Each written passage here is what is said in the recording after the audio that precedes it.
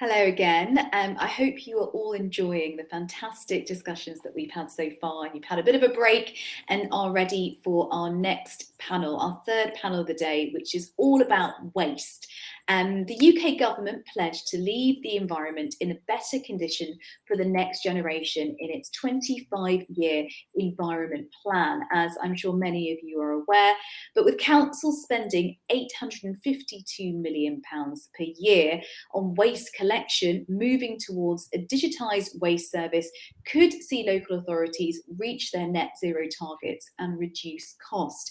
With the increase in energy from waste, better recycling to reduce waste to landfill, many local authorities are achieving a zero or net zero. Understanding data could aid in building better communities and services by minimising waste further and promote resource efficiency and reduce its carbon output. Now, in this panel discussion, we'll hear from leaders about their strategies to hit net zero, what improvements they're using and why, how technology plays a vital role to ensure the correct decisions are being taken. So let me introduce our panel for this discussion. We have Wayne Bexton, who is Director of Carbon Reduction, Energy and Sustainability at Nottingham City Council. Wayne has worked in public sector energy and sustainability fields for over 15 years, having previously delivered sustainability advice in the private sector. Wayne has delivered numerous high-profile, high-value environmental projects and programmes for the public sector across the East Midlands. Oliver Fairs is Corporate Manager, Recycling, Waste and Fleet at Baber District Council. Also joining us, we have Wendy Barrett, who is County Waste Manager at Devon County Council. Wendy is a Chartered Civil Engineer and a Fellow of CIWM, having worked in the waste industry in local government for over 20 years.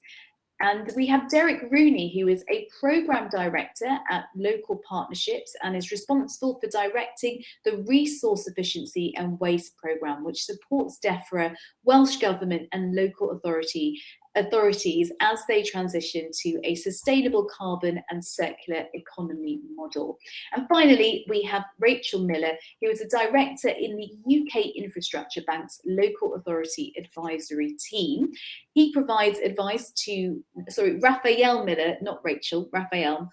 He provides advice to local authorities in developing projects which help to deliver on the bank's mandate, tackling climate change and supporting regional and local economic growth across the United Kingdom. I think you can agree we've got a pretty impressive panel. So can I invite you all to our main stage? And just a reminder, really, please don't forget about the Q&A function that we have. We really want to put your questions to our panelists throughout the session. So I'll keep an eye on those and try and put as many as I can to our panelists. So I'm going to kick off with Wayne. Wayne, can you tell us how Nottingham City Council is working towards net zero? Thanks, Gita. Hopefully you can hear me. I've just had to rejoin. So, and thanks for the welcome. We're Nottingham at the moment got the possibly unenviable position of having a carbon neutral target for 2028, and Copenhagen were in the pole position with 2025, but have recently had issues with that, which has seen Nottingham take that kind of European leading slot and certainly a UK leading slot. So huge amount to do in the city as a citywide aspiration for scope 1 and 2 emissions, but building on really solid foundations. So having seen on the latest government data, seen a 58% per capita reduction in CO2 against the 2005 baseline, and having a roadmap to get to 2028, which involves some serious step change, but is really looking at all areas of the city, all sectors to play their part, and obviously all partners to play their part.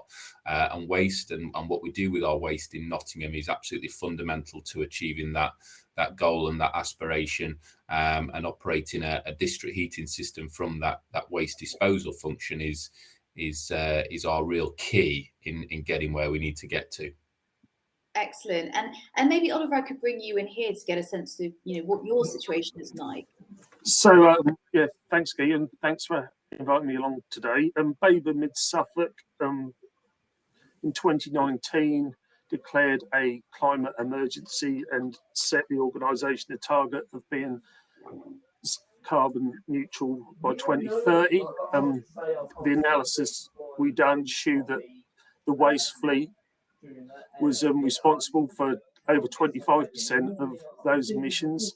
So we took the decision in 2020 to swap our waste fleet over to HVO biofuel.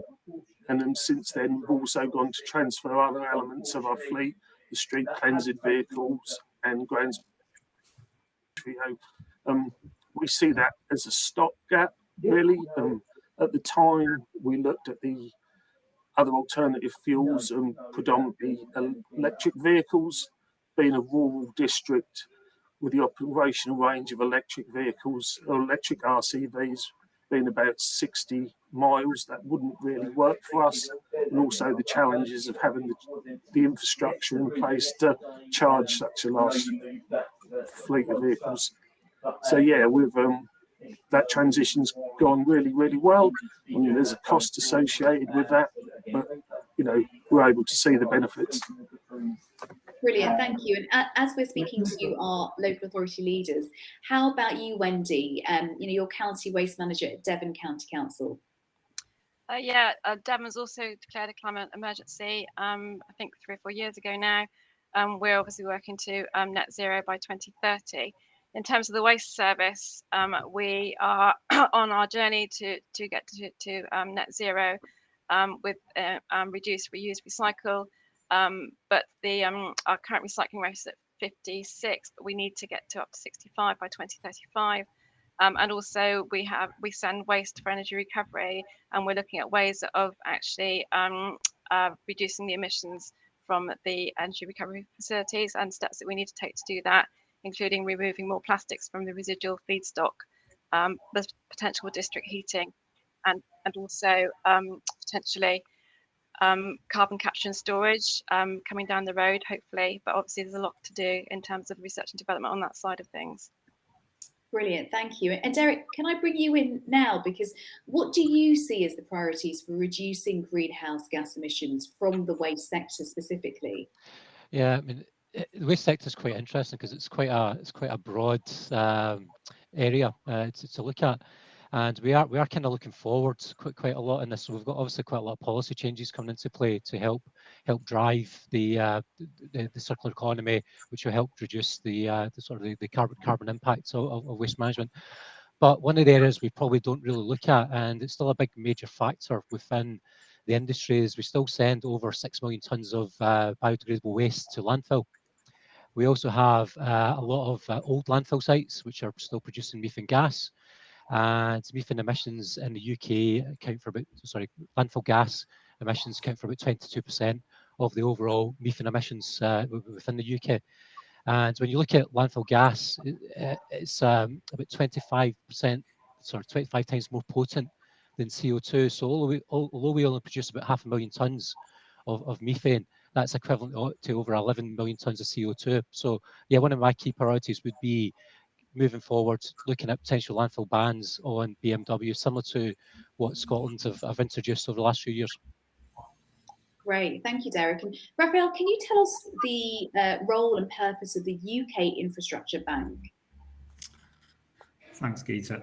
I'm not sure how many of the audience will be familiar with the UK Infrastructure Bank. We were established about 18 months ago to 2 years ago as the UK's policy bank, in some ways a replacement for the European Investment Bank, though our role and function doesn't entirely mirror the former functions or existing functions, but obviously not in the UK now, of the European Investment Bank. We're wholly owned by the UK Treasury body in that sense, but operationally independent of it. And we have two, you outlined them in your introduction. First, support the government's ambition of tackling net zero by 2050, perhaps slightly less ambitious than some of our local authority partners, more grist to your mill, I would say. and the other of supporting regional local economic growth. I think in the context of waste, probably the former is probably more important than the latter. And our aim is to work with both public and private sectors to deliver infrastructure projects which support those two purposes. Government has set us up with 22 billion of capital to invest. That's 8 billion for private sector led projects, 10 billion of guarantees where specific risks or addressing specific risks may help unlock projects, and 4 billion of direct capital to lend to local authorities where we can do rental rates to existing lenders, most notably the sort of Public Works Loan Board.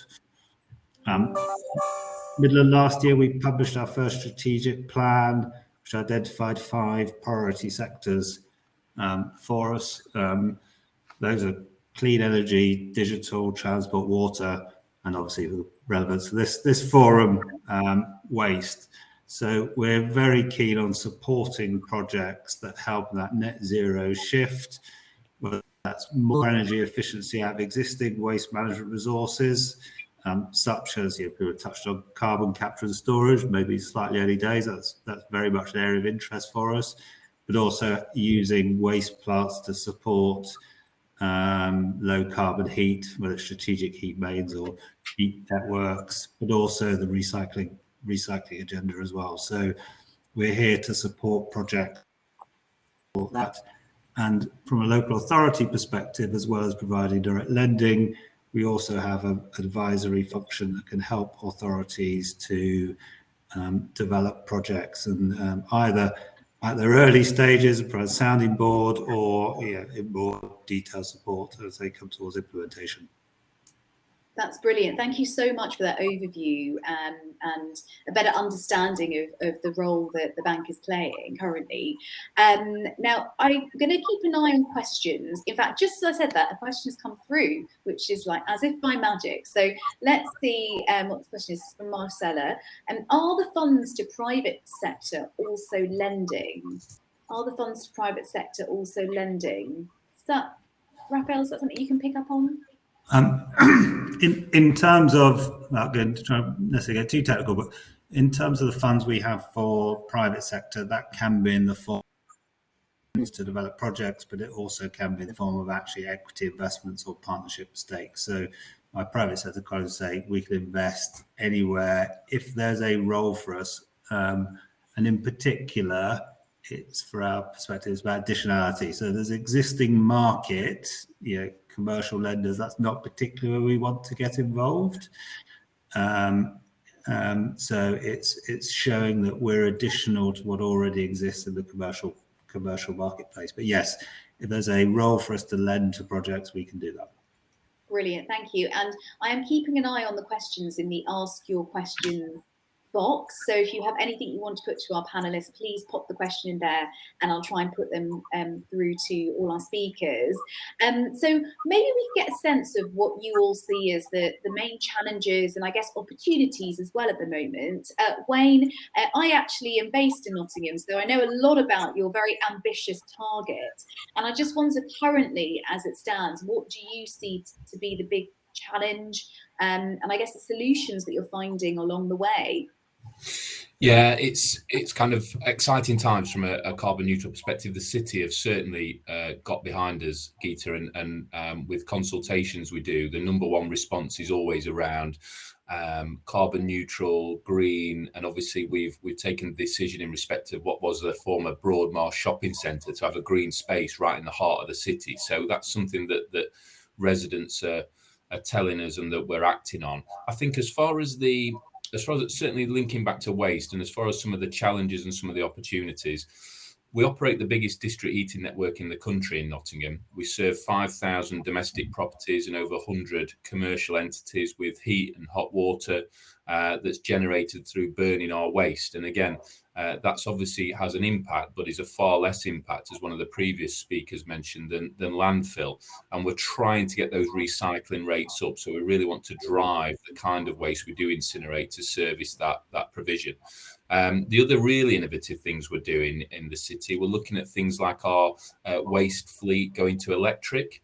And then through analysis, we're told that those electric vehicles, when they come in at the end of the day, they typically still have 20-30% charge in the vehicles. So they decharge now into a central battery on our depot site, and that's topped up with solar PV. And then at those peak times a day, that battery trades with grid and makes a revenue income stream for us. So we're trying to make sure that best value principle for residents in how we operate is really there, but also we're obviously seeing carbon reduction as part of that as well. That's just one of a suite of innovative projects we're delivering and utilising grant funding to make that happen. And then as far as opportunities, the one for me, Geeta, really exciting on the horizon is heat network zoning. So that's coming in 2025, and government are working with us now on how that might be implemented in Nottingham. And what that means is it gives us a real powerful opportunity where we have waste heat generators in the city. They'll be obligated to provide that heat into heat networks, but also where we have new developments, as opposed to gas and some of those fuels we don't want to see anymore, they'll be pushed towards connecting to those heat networks. So again, that's on the horizon. I think that could be really exciting from how we deal with waste and how we get to carbon neutrality. Okay, and actually, Derek, I just wanted to bring you in. What's your view on the use of ultra low emission vehicles for the collection of waste? I mean, it's quite interesting, actually, just picking up on Oliver's point about trying to decide which vehicle to use. In the process, it is a very important area to look at. So local partnerships are actually helping the Welsh Government and the Welsh local authorities to decarbonise their waste fleet. It's part of this process, and one of the kind of key areas is actually your business case. So making sure that you are actually looking at where you run the vehicles. So do you go electric, and if it's electric, will the electric vehicles actually last the routes? And you probably kind of notice in Wales it's quite hilly. So yeah, taking that view on electric or hydrogen vehicles is the other potential for it. They haven't landed on hydrogen vehicles yet in Wales, but the Welsh Government is supporting local authorities moving into the electric vehicle fleet. Brilliant, thank you. And I've just seen another question pop in, actually, so I might just pick up on this one. And it's a question really if anyone in the panel has a comment or any thoughts on when are we going to see the rollout of curbside food waste? It was promised a while ago, so specifically about food waste. I mean, I can pick that up, Geet, if you'd like, in as much that we're expecting a response from government very soon to the consultation around RAWs, and within that response, we're expecting to see some timelines. I can't see it happening before 2025, and the longer this response is delayed, the further down the road that will go. But as it stands at the minute, weekly food waste collections are on the horizon, and then it will be all the challenges around getting that done. Yeah. I think 2025 is the date that I've seen too, as well, in terms of statutory food waste collections. But a number of authorities are already obviously offering a separate food waste collection at the curbside. In Devon, all of our district councils are now offering that. 6 of them are fully rolled out, and 2 are further rolling out in the next year or so. So I think a lot of authorities are already geared up to collect food waste. Yeah, it's sort of depending on where you live at the moment is whether you have that service. Wendy, just in terms of the challenges and opportunities, what has been the greatest challenge more recently around decarbonisation and waste, and where do you see the opportunity being? I think for me, we haven't really talked about community engagement yet. And I think for me, we really need to get the communities on board, both in terms of using their curbside collection to its maximum. A recent waste audit in Devon showed that actually there was a lot of recycling in the residual waste that could have been put into the right containers. We're now doing a lot of work on that. A lot of food waste and residual waste that could have gone into the food waste collections. And again, we're working on how we actually encourage the public to do that. Having said that, there's also opportunities there because we do a lot of community engagement work, and we support community action groups within Devon to basically help themselves to live more sustainably. And part of that is obviously the move towards net zero. So there's a lot to be done, I think, with the communities to actually get them on board to actually help us meet the ambitious targets that we've set. That's great, thank you, Wendy. And just to comment on the food waste topic that we just had a few moments ago, Keith Bentley has just put in the Q&A. Chelmsford has been doing this for some time and creating gas through biodigesters. So just kind of commenting on that.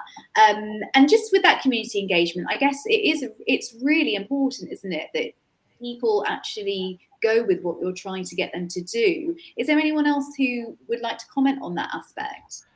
If you don't mind, I could come in on that one. I'm just wondering, so just picking up on Wendy's point about a recycling level. So Wendy's doing really well at 56%. England as a whole is just over 44%. It's part of it. The recycling levels are pretty they've plateaued over the last few years. And we all know about recycling. We know what recycling is, etc. When we talk about the environment, we talk to the general public with regard to CO2, carbon emissions, carbon footprint. And I'm actually wondering if, as part of that education, that engagement element of it, we should actually be changing the message now. We should actually not be talking about recycling. We should actually be talking about carbon footprint, carbon impact, and so on. And maybe that would help sort of boost the the recycling levels, participation levels. Would anyone else agree with that sort of not rebranding, but the way that you Yeah, I'd agree, Geeta.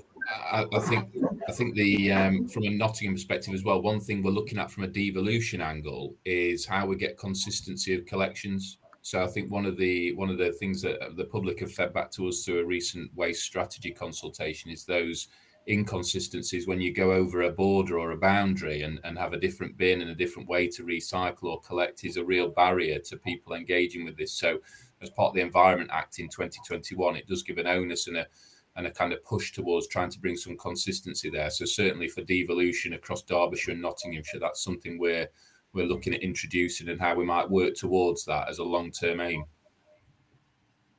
Brilliant, thank you. So I've got a question here. It's a pretty big one, and it'd be interesting to hear your thoughts. But someone in relation to waste is asking, should we ban plastic in the future? Is part of the solution that we actually ban certain materials? I mean, I don't know how possible that is, but what do you think? I would say no. It's still about how you manage the plastics. So, any product, there's good products. Plastics serve a very good use in society, and it's just how we actually manage that product. I would agree with that in terms of plastic has its uses. It's just how we manage it and make sure we use it properly and recycle it properly. Thinking about compostable packaging and the move towards that and the issues that's caused, because in Devon certainly it's still treated as a contaminant because we can't actually process it at any of our anaerobic digestion facilities. So we need to be really careful about just banning a material unless we've got an actual suitable alternative. Brilliant, thank you. So I've got something that's come in now. It's from Nick, who says the cost of EV waste collection vehicles is prohibitive for many local authorities. Standard EV waste collection vehicle is double the price of a diesel. There are no grants available as far as I'm aware. Net effect is we're all still investing in fossil fuel vehicles and locking in future emissions. Raphael, I wonder if maybe that's something around, if people are looking for funding. This is, effectively saying that it costs more to go for that kind of green alternative. I think we appreciate that zero emission vehicles, whether it's in waste or in passenger transport, are more expensive than diesel emission vehicles. I do think you need to look at whole life cost of vehicles in that respect. Clearly that there's an element of crystal ball gazing there in terms of future price of electricity or hydrogen compared to diesel. The market, though, I think it's slightly unproven, certainly believes there's lower maintenance costs with running EV fleet because there's lower moving parts than an EV vehicle than a diesel vehicle. But I think, you know, that's the hard evidence of that over the long term is probably not quite there yet. In terms of funding, we can certainly support local authorities in terms of lower cost of borrowing to finance the capital of electric vehicle fleet. But it's not just the fleet, of course, it's also your charging infrastructure or refueling infrastructure back at the depots.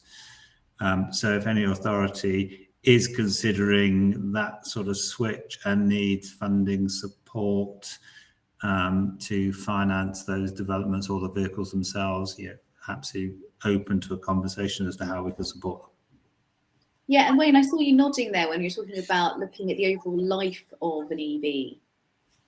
Yeah, absolutely. I think that's a real fundamental point. I think the other part of it is looking at the system. So we often look at vehicles in isolation and the cost of those vehicles in isolation, but certainly what we're looking at in Nottingham with bi-directional chargers, which means you can manage things on a microgrid basis to allow you to use any excess energy and make a surplus from that and use battery storage to develop a microgrid. The analysis we're being shown at the moment is that anything above around 10 vehicles and you're into a business case that is quite attractive and would get you into a better scenario than just buying diesel vehicles. We've done that for those who are interested. We've done that through an Interreg Northwest Europe funded program with 5 other European locations, and the analysis is going up online. So as a UK first, I'd encourage all local authorities to have a look at that and kind of consider how they might apply that to their own fleet and their own collection needs. That's brilliant. Well, we are almost out of time. We've only got a few minutes left. So I guess it might be a nice way of ending just briefly with each of you. You know, what would you say is the biggest opportunity that you feel currently? Raphael, maybe with you first. I think the biggest opportunity we see for large scale carbon reduction is through use of renewable heat or use of heat and improving the efficiency of the output of energy recovery facilities, and the potential for strategic heat mains linked to the government's policy of heat zoning. Thank you so much. Derek? I would probably say that the biggest opportunity is decarbonising the fleet, but decarbonising the fleet through putting in solar panels, putting in wind turbines on excess authority land, so that we can actually generate the green energy to actually run the green vehicles. Brilliant. Oliver? For me, it's the resource and waste strategy and the funding streams that should unlock to allow us to introduce new services and, you know, to chase down that recycling target. Fantastic. Wendy? I think for me, it's the research and development going into carbon capture and storage and the potential for energy recovery plants to become actual beyond net zero in terms of actually because of the biogenic fraction that they will be treating. So I think there's a lot of potential there, but obviously it's early days. Brilliant. And last but not least, Wayne. Thanks, Heater. Yeah, I think a lot of great stuff covered there. I think for me, it'd be the heat network zoning that's coming online, but coupled with retrofit. So I think a real boost for the low carbon economy is retrofitting properties at scale and getting the volume out there and making that a sustainable practice, linking in heat networks and obviously the part waste can play in that, I think is the biggest opportunity for me. That's brilliant. Thank you so much to all of you, to Wayne, Derek, Oliver, Raphael and Wendy. And also thank you for your questions. We've run out of time, but the more questions you put earlier on, I'll try and put them to our speakers throughout the day. Such an insightful conversation there. We have got our next panel, which will be on technology. So that will be at 12:10. You just need to come out of this session, and then on the timeline you'll find the session for technology. So we will see you shortly in that panel. Thank you.